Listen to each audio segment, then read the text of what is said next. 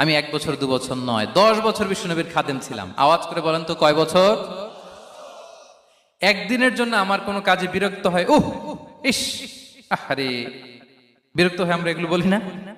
একদিনের জন্য বলে না, একদিন, একটি মুহূর্তের জন্য। এই 10 বছরে একটিবারও পেয়ারা নবীজি বলেন নাই, আনাস এটা কেন করলে? একবারের জন্য বলে নাই, আনাস এটা করলে না কেন? একবারের জন্য তিনি বলেন। আনাস রাদিয়াল্লাহু তাআলা আনহু বলেন, একদিন একটা কাজে সম্ভবত জুব্বা আনতে আমাকে বিষ্ণু পাঠিয়েছিলেন। আমি ছোট মানুষ, জুব্বা আনতে যে ভুলে আমি মদিনার বাচ্চাদের খেলা দেখতে আরম্ভ করলাম। বাচ্চারা রাস্তায় খেলাধুলা করে না? বিষ্ণুনবী যেটা আনতে পাঠিয়েছে ওইটা না এনে ভুলে, ছোট মানুষ তো, সেও দাঁড়িয়ে দাঁড়িয়ে মদিনার ছেলেমেয়েদের খেলা দেখতেছে। এখন সময়ের পর সময় যায়, ঘন্টার পর ঘন্টা যায়, আনাস তো আর আসে না জুব্বা নিয়ে। বিষ্ণুনবী ভাবলেন, হায় রে, আনাস মনে ভুলে গেছে, যাই নিজের কাজ নিজেই করে নিয়ে আসি। বিষ্ণুনবী বেরোলেন, বেরোই দেখে ওই তো আনাস, আমার আনাস।